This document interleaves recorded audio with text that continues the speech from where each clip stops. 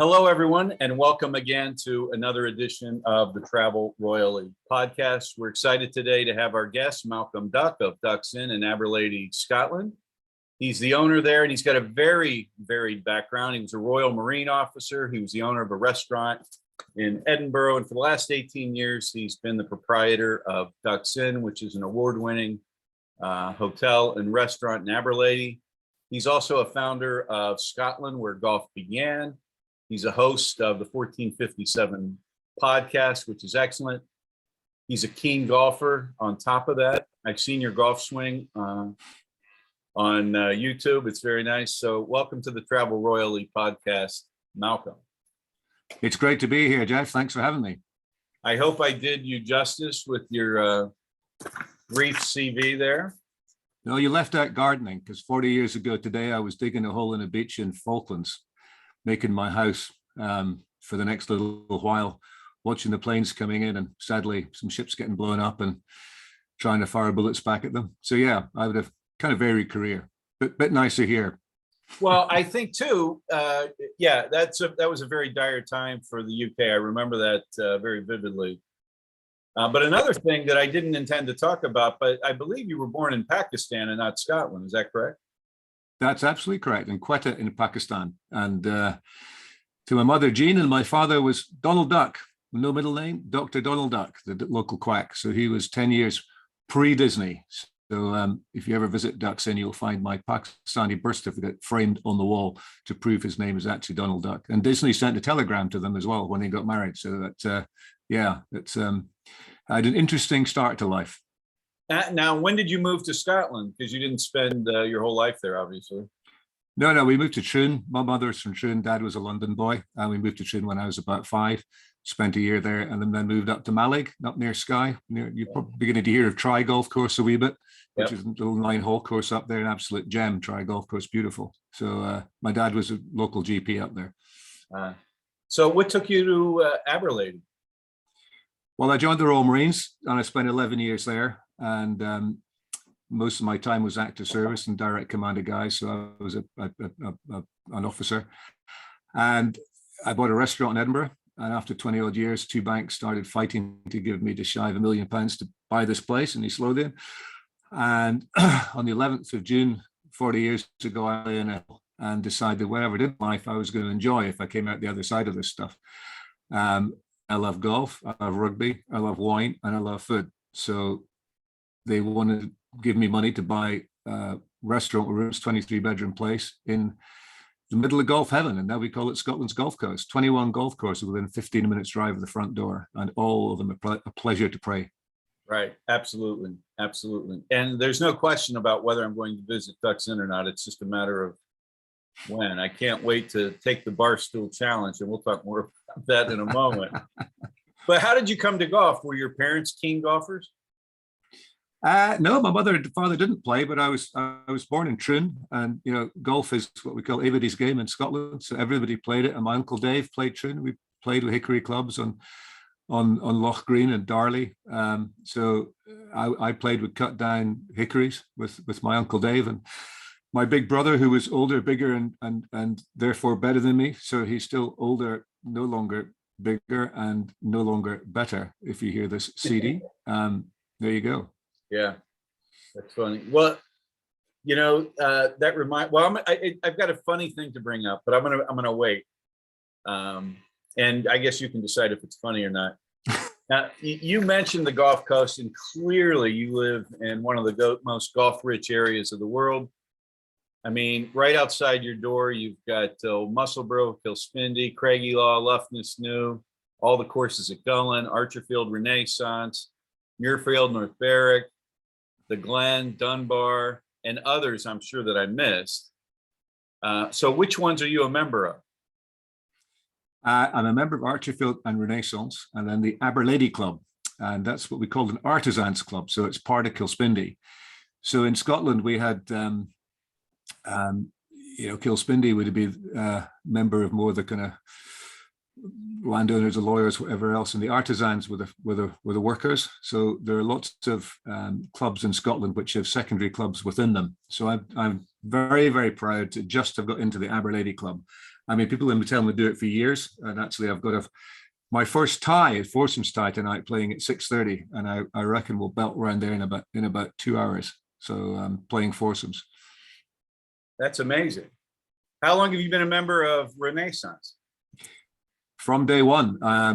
I came here in 2004, and I met Jerry Savati, who's the main brother that drives it, about 2 or 3 weeks later. So we were HQ. Tom Doak and Jerry stayed here. Tom's a good friend. Jerry's a good friend. Tom's a wonderful golf architect and a great human being as well. As is Jerry. I mean, Tom's also a great writer, not just a great golf architect. But it's, I think Renaissance is pretty special. And for those Muirfield members, before you shoot me, I mean, I think it's, you've got, I mean, we were talking about Augusta earlier. Muirfield is one of the best golf courses in the world. They wrote the rules of golf when they were at Leith. Their place in history is forever. One of the 3 courses that started the Open, 3 clubs that started the Open, because of course they were at Leith Links, not at Muirfield. And you know, for me, I think Augusta's great, but Muirfield will always be up there ahead because we crowned the champion golfer of the year at the Open. It's not the British Open; it's the Open of the world. You've got another 3 majors, but you haven't got the Open, boys and girls. And Renaissance it's the same kind of vision, and the Savatis have been inspired by what they've seen here, and they brought Tom Doak in, who's really looked at Muirfield, St Andrews, and North Berwick, and you can see all that in Renaissance. And every year, they're what can we do more? What can we change? Scottish Open's now there. Hopefully, another 5 years after this, with my memory is going. The new sponsors are Genesis. So it's now the Genesis Open, so co-sanctioned by both the American and European Tour. So they've got FedEx points. I think what's been announced yet when this goes out, but I think there'll be 8 or 10 of the top guys playing and 40 at the top 50 playing. So it's going to be a huge tournament, one of the biggest tournaments in the world. Yeah. And each year they're looking for the feedback of the players. What can we improve? What can we change? Just as done for Muirfield over all the time it's been there. It's had lots of reiterations and changes to keep up with as much as you can keep up with the modern game with the cannonballs they send off the TV these days. Yeah, it's funny. You bring up Muirfield. I had Clive Clark on not long ago. He's a designer. Well, he's a Ryder Cupper, former Ryder Cupper, and he designed Dumbarton. He's become a buddy of mine. He's got a very funny story about playing in the Ryder Cup in '73 against, it was like an afternoon 4-ball. He and a guy from Ireland, Eddie Polland, played Weiss, Goff, and Nicklaus. And Polland stood after watching the 2 Americans hit the ball straight down the fairway. He promptly hit his ball dead left over the fence out of bounds and said, turned to Clive and said, "Well, it looks like it's up to you today." So anyway. Talking to Ryder Cup, Muirfield hosted the Ryder Cup as well. So Muirfield is that's where I'm talking about, Muirfield, yeah. Yeah. Oh, you're playing the Muirfield. Yeah, absolutely. Yeah. A lot of people forget Muirfield hosted that as well. Yeah. It's a wonderful venue. Okay, so are you familiar with Stephen Proctor and Connor Lewis? I know the names. They're not jumping out, but I know the names well. These are people you have to meet because they're like-minded. And in a moment, I'm going to tell you why. But I want you to settle an issue straight away. I know most people believe that St. Andrews is the cradle of golf, but there's some debate among scholars that East Lothian, Musselburgh might be the cradle of golf. What are your feelings on that? Well, pretty simple that they are. But what's the argument that St. Andrews might be? What's the justification that St. Andrews might be? Do they have an argument? Well, I think the fact that golf has been played there since the 1500s has something. We're called the 1457 podcast because that's when it was first mentioned. Right. And I can't remember when the Honourable Company wrote the rules of golf. They wrote the rules of golf. The first golf hole was cut at Old Musselburgh Links. The longest played for trophies at Royal Musselburgh. St. Andrews are very good at PR. They call themselves the home of golf. Scotland's a freaking home of golf, if you're allowed to say that on air. That's why we call ourselves Scotland, where golf began. 1457, golf along with football was banned by the Scots Parliament. James II. It was to preserve the skills of archery. So we go way, way, way back then. And in those days, the quote was, it was utterly cry it down, right? Yeah, something like that. Yeah. Something like that. But St Andrews, I mean, they called the home of golf, and the Royal and Ancient Club called themselves the Royal and Ancient because they're also the first guys who got into golf PR. St Andrews, I love you. I'm a member of the St Andrews Club, and I played from against Montrose the other day. So I do love you, St Andrews, but I'm having none of this. East Lothian is where it all started. So the reason they're called the Royal and Ancient is because Royal Perth were founded a year before them, and they were hacked off. They were really angry. They weren't given accorded royal status first, so they accepted it if they had ancient in their title to make them sound older at the beginning of golf PR. So no, it was here in East Lothian, but certainly the traders from Holland would have come on up and down along the beaches of the East Coast, and probably right the way up and down. I think that's why. Correct me if I'm wrong. That's maybe why St Andrews is closed on the Sunday. Goes back to those trading days because they closed for the beaches to do the trading and so on. Yeah. So we had the bow makers to make the clubs, and we had the shoemakers to make the balls. But you hear way back early. You hear about one of the James is going to get his clubs from a bow maker in Perth, and of course you got Royal Perth Golf Club.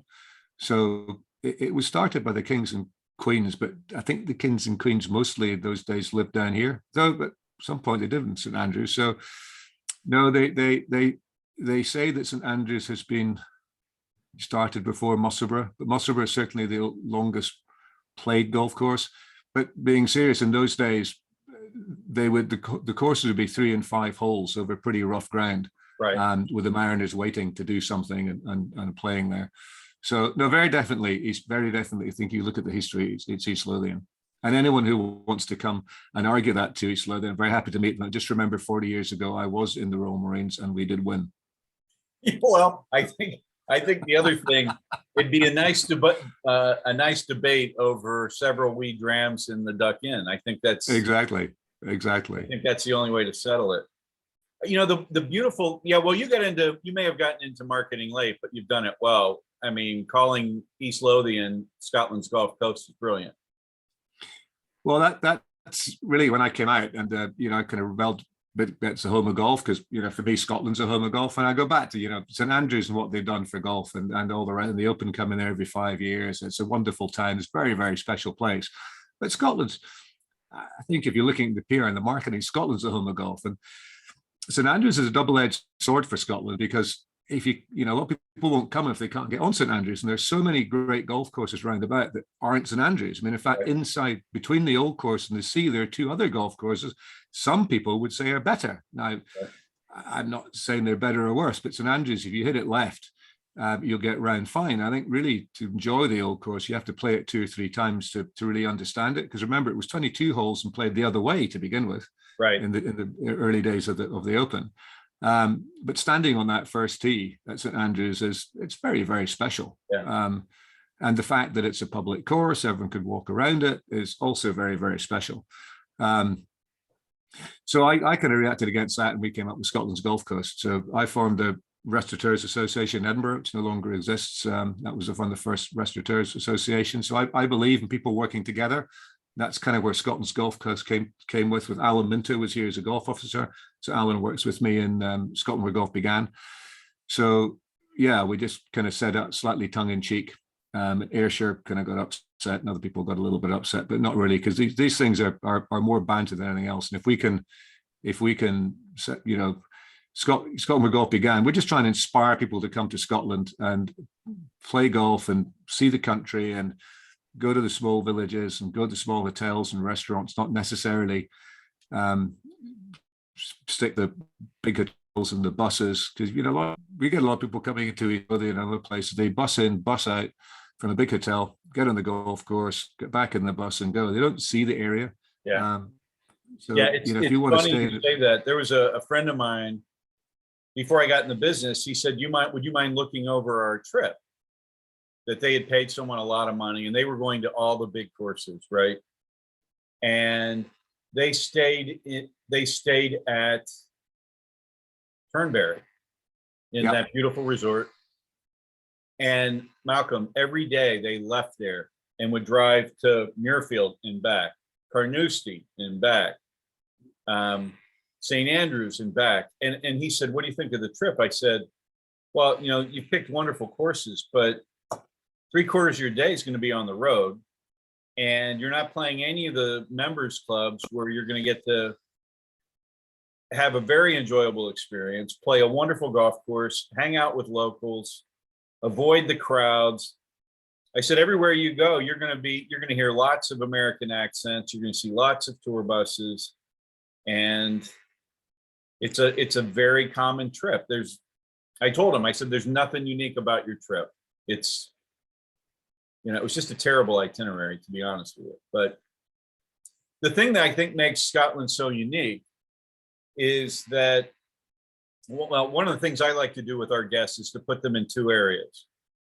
So let's say for the first 5 days, they stay with you and play 5 courses, rotating around East Lothian, and then they go to the Highlands, stay in Inverness or Dornoch and play there are a bunch of courses up there.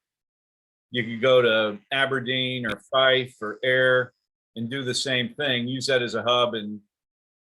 But I don't like staying in one place and driving all over the country. I don't like staying in a different place every night.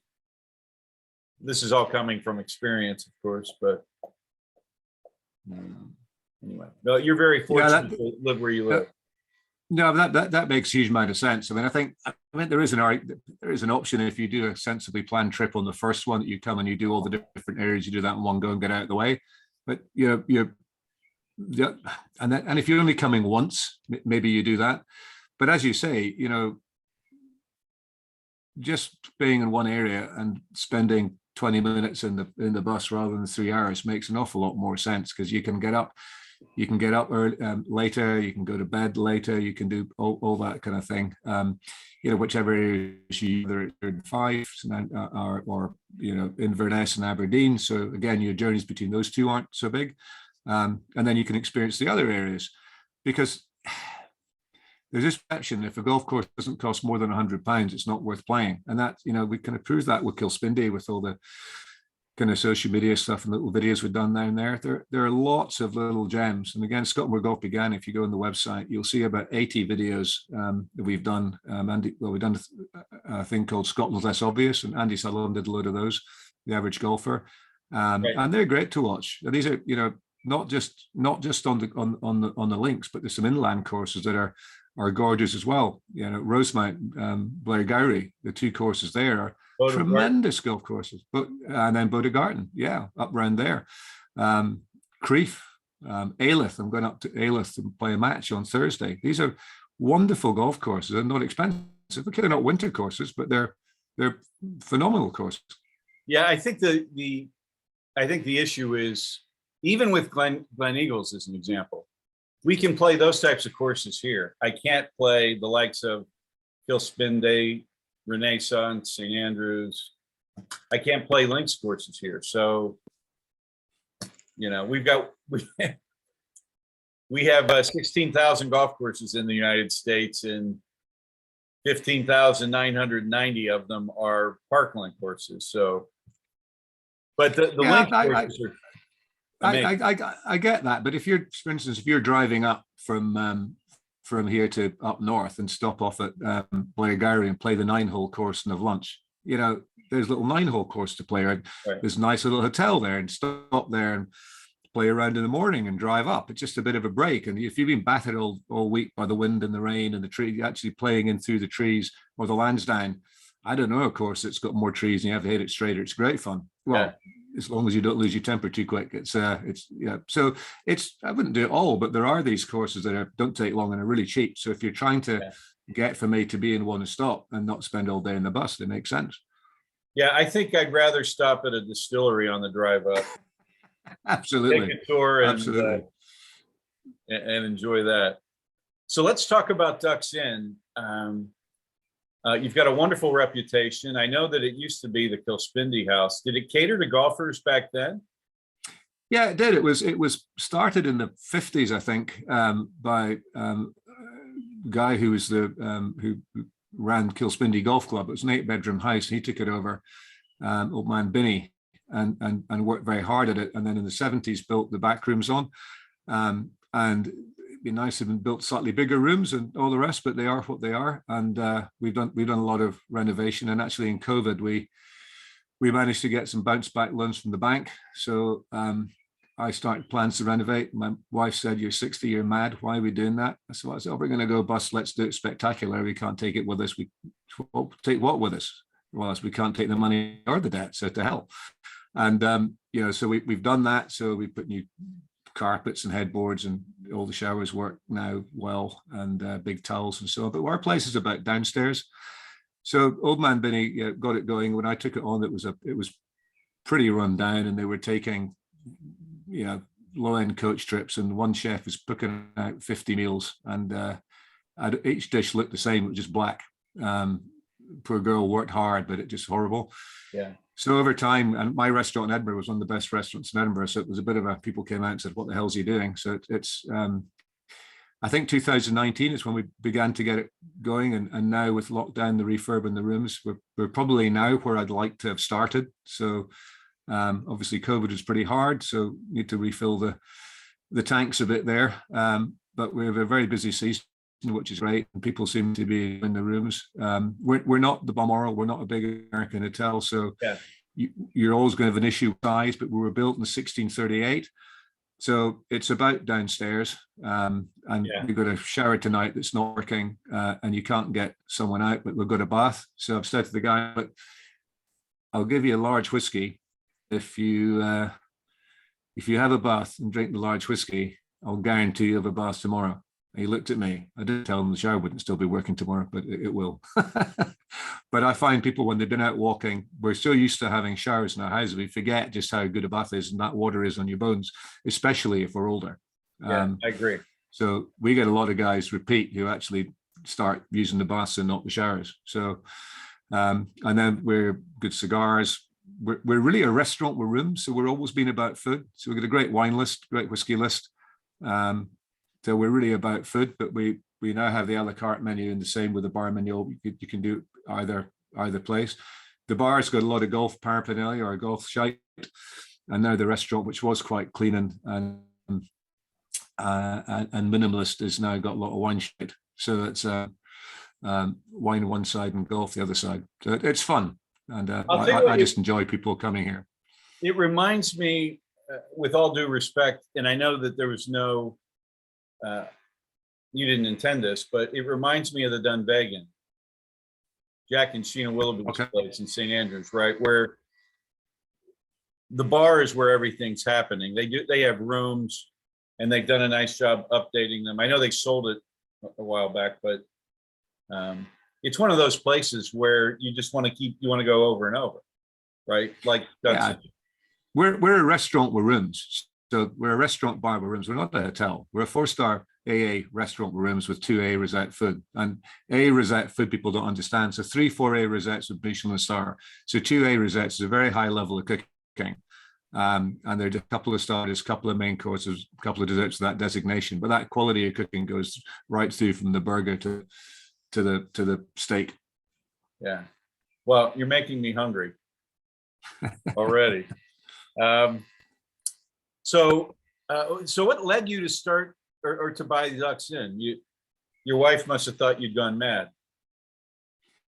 Well, when I joined the Royal Marines, they took my brain out. When I left, they forgot to give it back. So I left and bought a restaurant in Edinburgh. So I had a restaurant in Edinburgh for 20 years. So I bought that in 90. No, about 89, I think I bought that and left the Corps in 91. And then after 20 years doing this, 2004, this opportunity came up. So we came out to do this. So it was a change and an expansion. And I was 40-ish, so young enough to get going again. It's been a journey. It's been hard work, but you tell me anyone who's done anything worthwhile where it's not hard work, something maybe to transmit to the rest of the world nowadays. Exactly. It doesn't just come from you. And we get, working in the golf industry, it's just wonderful people. COVID was hard. phoning people up saying we're not getting the deposits back. Can we come again? Yeah. I mean, those phone calls were pretty awful at the beginning, but it was humbled by people and their appreciation. So golfers don't cheat. They're basically decent people. So, accidentally, we just walked into a pretty decent kind of clientele. We don't just get golfers, we get couples coming to eat from the restaurant as well and all the rest of it. Aberlady Bay is one of the oldest nature reserves in the UK, so wonderful bird watching. We got Glenkinchie Distillery just down the road. We've got the Bass, sometimes Bass Stroke, little ferry trip, a lot of tourism and nice beaches. Yep. Not to do, not just golf. Right. I think it's a beautiful part of the world. I've spent time there. I was there. My girlfriend and I spent the summer in Scotland, and we came down through your neck of the woods and explored North Berwick. I'm trying to think where else we went down that way, but we love. She's fallen in love with Scotland too, so it's a wonderful spot. Now, we've talked about what a unique experience it is that you provide. Upgraded rooms. You also have, amazing food, a fun bar. Do you do transfers as well? Because I think I saw on your website that you've got a van. We got a Mercedes Sprinter, which is a bit psychedelic in the inside, but yeah, we do that. Yeah, we an 8-seater plus a driver. So yeah, we can transport people backwards and forwards for sure. So you would pick people up at the airport, or if they made your place their base, you would take them to the courses close by. Yeah, absolutely. We did that this morning. Yeah, we're doing that today. Excellent. Absolutely. Okay. The Duckmobile. The Duckmobile. Well, I honestly, I can't wait to send some people there. I can't wait to visit myself. Ducks Inn is that kind of place we're looking for. I mean, for ourselves and for our guests. Well, I just tell my guys we want to create memories and hopefully good one. That's hopefully life is short. We spend a long time looking up in the box, so do fun things and just be nice to people and treat them as you would treat your brother and sister and have a nice time. Well said. So now let's shift gears again.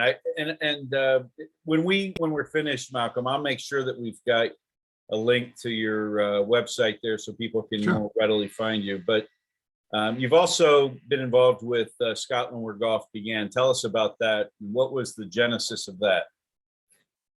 So Scotland Where Golf Began, I think I mentioned Alan Minto earlier on. He was the kind of worked for the council doing golf here. So he then moved to Perthshire. So a number of the areas in Scotland had kind of little pods of working in golf with council funding or not council funding and so on, and that's eventually dissolved. But Jamie Darling, who's Links Diary as well, Alan Minto and I were the three in that group who did a lot of the kind of social media stuff, or putting trips together to get things through. So well, a bit of huffing and puffing around about. Some of the other guys didn't come on board, but we've formed Scotland Where Golf Began. So that's a platform really to try and to golf clubs and hotels and tour operators come and join it, and then we just try and tell the story of Scotland with people coming on podcasts. With Jim Hartzell, who you'll see on Twitter and so on, who's just lovely American guy, just point in the right direction and talk, and he just loves Scotland, food and drink and eating. So it's not really about what happened in the Masters last week or the PGA next week or whatever. It's really about where's the best fish and chips, or what's a golf course you've never heard of, you come and play it, or how'd you go and do this, or how'd you go and do that. We've had Katrina Matthews on talking about the Solheim Cup and her career. We've not released yet, recorded one with the Prestwick secretary because we're doing a series of all the open things and our experience of playing them and all the rest for the 150th. So we the 1457 podcast, you'll hear more about the 1457 thing go on, but that may be an opportunity for individuals to join, which will then marry up with Scotland Where Golf Began. But there'll be more on that in due course. So yeah, we produce videos, little films, and articles just telling people about Scotland and golfing and what to do. Yeah.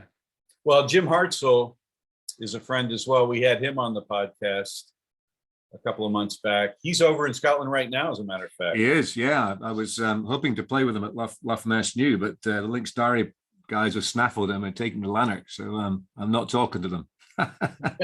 Links Diary is a great magazine. Twice a year, guys, go look it up online, and it's about £11 to buy. It's a brilliant magazine, great photography and great articles. Yeah, it's wonderful. And I don't get paid for saying that because I'm not part of it. Well, I'm with you. I've got all the initial copies. I can't wait for the next one. The other one we had on, I know Rue McDonald. Rue was on a couple of weeks. I guess we're going to be we posted him a couple weeks ago. He had a baby over the weekend. His wife they had their first baby, which was very exciting. Yeah, I heard that. Yeah, he's a good lad, Rue. Yeah. But I wanted to compliment you. The guys that you're with, Stevie and Dave, when you guys do the 1457 podcast, it's very entertaining, very funny. You guys obviously get along very well. The camaraderie comes through very clearly. Is that good to hear. Is that simply an extension of Scotland where golf began, or does that have a different? It'll come out later on when we get it sorted out. But it's all part of the same thing. But that'll be more of a membership thing. Hopefully, when we get that sorted, Scotland Golf Began will be more the golf clubs and the tour operators. So Stevie is his job is sound and podcasts. That's what he does for a living. And Dave Kerr has a tour operator company, tour operator, and he came from finance, so he's got a few marbles list because he did a very good job in finance and came to running tour operating company. So you know the perils and the difficulties of that, Jeff. It's not always the easiest job in the world. Yeah, exactly. So great fun. Yeah. Well, the videos that you produce are top notch, but so what's the connection with Cookie Jar? Because I love those guys too. So Cookie Jar, we commissioned them to do a series on Old Tom Morris. So that's where we got to know them. So, one of the first things we did was Eric Anders Lang and his right. That was called the official unofficial guide to Scottish golf. But that was when we were still working in the tourist board areas.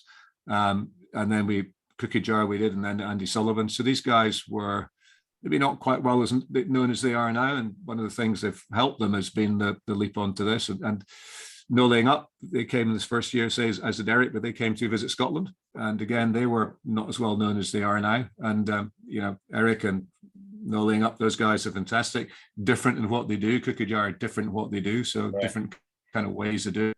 But all really, really good. And, luckily for me, they've all here, all become friends. And it's just great fun to do. Yeah. Well, I'll tell you what, I think that, our podcast has a similar ethos to yours in that we don't talk about what happened at the PGA. It's more about being in Scotland, playing golf, what to experience.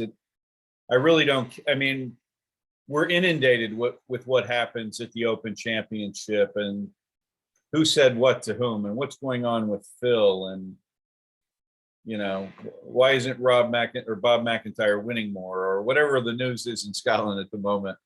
We focus more on how to give our guests a better experience. It's very similar to what you guys do.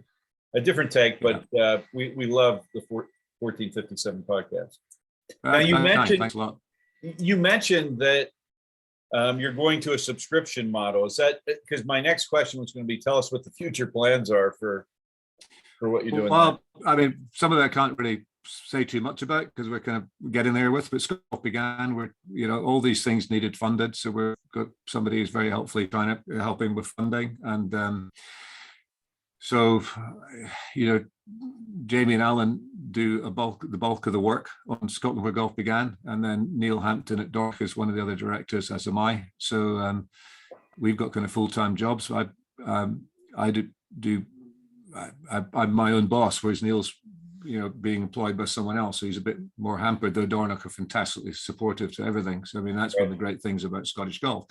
So there's another guy, Ross McClellan, who helps a lot, and Jeff, who's been helping. They both help financially. So we're trying to get that base model working so we can actually grow it financially, and potentially, however way we go, we may start a foundation. All these things are pie sky at the moment, but what we're trying to do is build a really good foundation. And at a meeting with the tourism minister yesterday, to a thing called the Scottish Golf Tourism Development Group. So this has got the PGA and Scottish Golf and all these guys on it. So we're trying to bring a vision for Scotland. So Scotland with Golf Began hopefully will be part of that marketing effort. That's not taking away from Visit Scotland, but Visit Scotland tend to do the events, and they're public sector, so they're constrained by what they can and can't do and how they can do things and so on, which is not always the most nimble and flexible, just because it's public money which has to be accounted for. So there's reason for it. It's not that they're bad guys, they're all very, very good guys.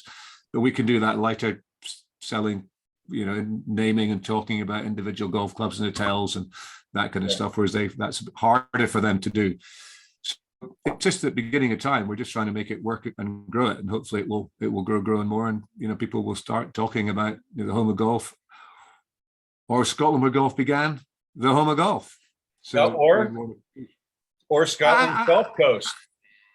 And Scotland's Gulf Coast, which is here. Absolutely. Well, you've already done a great job of educating people that East Lothian is the cradle of golf, not St. Andrews. So you're very persuasive in your argument. Well, that's very kind. I would kind of hang out that Scotland's the cradle of golf. If we need to narrow it down, then hell we will. But it's yeah. Now, have you ever played golf in the States? Not a lot. I have a little bit, not a lot. I came across with Jerry, and he's a member at Sawgrass. He's a Munchkin, so played Sawgrass a couple of times. They did a family thing up to Pinehurst, so play up there. I played down in Houston a couple of times, and round about Philly. Philly Cricket Club was pretty special. That was great fun. Pine Needles was brilliant. I do quite a lot with Hickory as well. I'm on the board of the Society of Hickory Golfers. So we're trying to maybe get that expanded around. So I actually have 3 sets of golf clubs, Hickory golf clubs here to rent, and we have a Hickory shop in Gullen. He calls himself Jack White, Boris Aka Jack White, who was one of the old. Jack White was a Gullen guy who won the Open, and he was the first caddy that became a pro golfer to an extent. I think Sunningdale he was at for quite a long time. Hickory golf's great fun. So you go and play Old Musselburgh, the oldest golf course in the world, where the first hole was cut, where golf started off. I played there after Leaf Links. Yeah. After I played there. I brought my own hickories. I didn't bring all of them. I'm a collector. I collected I've got a collection of hickories, and I brought some of them over along with some gutties, and we didn't play the whole course that way, but I let our guests play with, and it was great fun. Now you've broken your own rule playing all those fabulous courses here. It didn't sound like you played any members courses or second tier courses like we're asking people to do when they come to Scotland. So but I've been on a tour with people, so no, that's fair play. It's really interesting with Renaissance, because it was going to be 2 days pay and play, but to try and sell that as a private members course in the States is very hard, because private members course in the States you can't really buy around. So by your definition, Muirfield's not a private course, really. But when you think about it, that's what I love so much about Scotland golf, is that you can get on. I would say virtually, but nearly every course in the country. Yeah, it's not easy to get on Muirfield. It's 2 days a week. You just have to book the right way and find out how to book it. Renaissance now as well. If you know a member, you can get on that way. But interesting with Renaissance, since they stopped the one-time experience, of memberships gone up dramatically. But they have if you do join Renaissance, one of the byproducts of that is that you can probably play any golf club in the world because somebody's a member, and it's 50-50 Europe American membership. It's not all Americans. If people say that, it's absolutely not. And they have you can have unaccompanied guests as a member. So if you're living in the States or Japan or Hawaii or wherever else, you can say to your pals, you play my golf club, which is a neat thing to do. Yeah. Well, that reminds me of Murray. you guys need to get up to Murray with Cookie Jar and film there. That's an old Tom design from Yeah. 1889. I think I might be wrong. I think Andy Sullivan started with Murray for us. I might be wrong. If you look at the website, I think you might find Murray's done. I'll look it up. But I So might be wrong. what's your all-time favorite course? That's a hard question. Probably Muirfield. I mean, I love Renaissance. And I'm sorry, guys, it's a new course, but I love Renaissance. But then, it was designed in my back room. So I'm so close to that place. It's very hard for it not to be. Yeah. Muirfield, I just love the simplicity. I was brought up in an officer's mess, a jacket and tie. I quite like that. I'm not a member, but I quite like that kind of stuff. It's foursome. So some people wouldn't like that because you can only play 2 balls. But just the simplicity of that golf course is tremendous. I always say there are no good holes. There's no hole as bad as good. But if you took 100 people to play Muirfield and the same 100 to play North Berwick, more people will go back to North Berwick and North Berwick people, that doesn't make it a better golf course than Muirfield because North Berwick guys are pretty pleased with their course. It's a great fun golf course. So I often say if I had one round left to play, it might be at Kilspindy because it doesn't spit you out and chew you up if you're playing badly and it rewards if you're playing well. But I love Pine Needles. I love Philly Cricket Club, enjoyed Marion. So I'm probably happy on any golf course as long as the company's good, and it mostly is, to be honest. Yeah, I feel the exact same way. I think, for me, if someone asked me that question, my big thing is this. I don't really care to play any more courses in the United States. I've played a lot of great courses. For me, every round I play is just waiting to get back to Scotland. Right. I want to get back. I love links golf. That's what I want to play. So every time I'm playing here in the States, I'm thinking, I can't wait to get back home, so to speak. So go ahead. I'm sorry. So I'm going to nip out of this and play a tie at Kilspindy. And then I'm having to turn down a game in Golden One on Friday. I'm probably going to play with Mike Collins, producer, tomorrow. And then I'm playing Renaissance against the Navy on Saturday, and then I'm playing Muirfield for the Navy against Muirfield on Sunday. I mean, my life's hell. I don't know if you know the story of Peer Gynt, the music Peer Gynt, Hall of Mountain Kings. I can't sing da da da da da da da da da da da. Okay, so the story of Peer Gynt is how he leaves home and wanders the world in a suit of happiness, and he comes back depressed, only to find happiness at home with his wife. And I feel that's a little bit like Scotland's Golf Course, East Lothian. I have to go away to understand just how good it is here. Yeah. And you do have to go away to understand that. Yeah. Well, I think golf's a culture. I think the same is true when we send people over there, right? Yeah. You just have to trust me. You're gonna love it. I mean, it's gonna blow you away. The whole experience is gonna blow you away. We've only got a couple of minutes left. 2 quick questions. What's left on your golf bucket list? Anything left?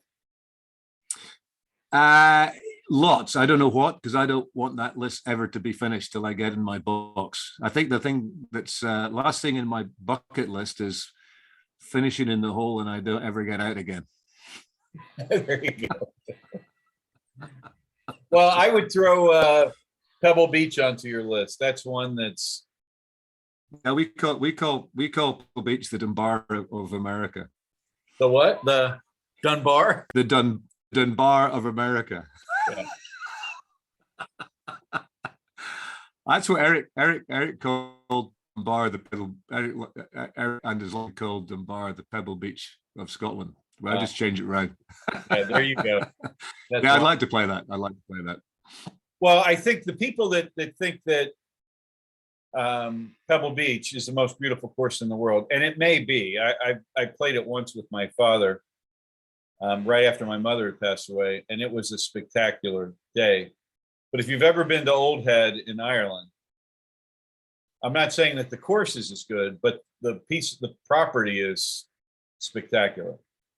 Yeah, and Tom Doak's course in New Zealand, Tara Tahiti. What it's called. Tahiti. That's supposed to be absolutely out of this world. Yeah. I've heard good things about that. As a matter of- Lot of great golf courses. yeah. Yeah. You can put me on any one of them and I'd be happy, I'm sure, like you. I'll join you in them. Exactly. So how should people coming over for the first time prepare to play golf in Scotland? Hee ho. So pack the right clothes. It doesn't always rain. And actually quite a lot of time on the links courses quite often it doesn't rain, especially any slower than we 10 a.m. to 5 p.m. tends not to temporary inversion. It tends to rain at night. Play the way you play, and people will tell you that there's all sorts of different things you should and shouldn't do. Our grass is fescue, so the ball runs more than it will on yours, especially around the greens, because in your country the grass kind of sticks up in patches, so it'll catch the ball, whereas our ball is almost more like the putting green running through. So you can hit a 7-iron or a putt from 100 yards out, or you can hit a putter from 100 yards out. You could also fly it up if you're good at stopping the ball and stop it. And just the big thing, I think, anything is ball contact. If you watch Padraig Harrington's video on chipping, where he puts something just 6 inches behind the ball and gets you to hit down in it, that's a great drill for any kind of ball striking, especially coming to Scotland, because it's the earth is, the lies are tight, so you have to get that crisp strike and be confident and hit it. And again, on links golf with putting, you have to putt the ball into the hole. They're quick. Well, they're quick and they're not quick. So we can't have the greens running at 11, 12, 13, 14 because of the wind. So a lot of the greens in Scotland will run about 8, 9, 10, 11. 11 would be quick, 10 would be quick because of the wind. But if the wind's going the other way, they're quick. Yeah. So you begin to get used to that, but they're very, very, very true. And if you take your waterproofs out and it rains, it's your fault. So make sure you got your waterproofs in, and there are wonderful waterproofs now that aren't heavy and choose really light stuff. So you don't have to be all wrapped up, and it's not freezing cold. And brollies, yeah, have a brolly, but if it's too windy, it blows inside out. So you just want some decent waterproofs should you need them. Right. And for our American listeners, a brolly is an umbrella. So right. Yeah, your language is Michael McIntyre will look at his thing about the Americans in English. It's one of the things I love about Renaissance is the crash between our two cultures. It's neither's right and neither's wrong, but how the hell you got acclimated out of acclimatized, I have no idea. You know. Well, I don't understand how you got controversy out of controversy. We got what? Controversy. Is that how you say it? No, we say controversy. We say controversy. I've always said it's a controversy. Controversy, that's not one. But we also use in primary school, we use rubbers. Yeah. You call them erasers. We use rubbers when we get to university. Exactly. So it's I just love, same language, different. It's brilliant. I love it. Yeah. I love it. Well, hey, you've been very generous with your time, Malcolm. We loved having you. Oh, by the way, you forgot to mention 2 things that people have to do. If they're going to Scotland, they've got to use Royal Links Golf Tours, and 2, they've got to stay at the Ducks Inn in Aberlady. Yeah, see, my advertising skills are going down. I'm with you. I'm with you, brother. You've got to play the Scotland's Gulf Coast. Can't miss it. Yeah, no, Jeff does a really good job getting all these things sorted out, guys. So he does a lot of research and this kind of stuff. So you can trust him, and a good tour operator is always worth their weight in gold. So don't always expect it be just the same price, because they're doing a head of work for you. And these guys, they set tour that doesn't come through, and it takes a lot of time and a lot of patience to book times and get times and coordinate times. So bear with him. So he does a good job. I'm doing this kind of thing, trying to bring you information. Not a lot of folk do that. Yeah, well, I appreciate that. Have a wonderful evening, and I hope you play well. Thank you. Okay. Look forward to it. Beautiful sunny night. Yeah. Cheers, Jeff. Cheers.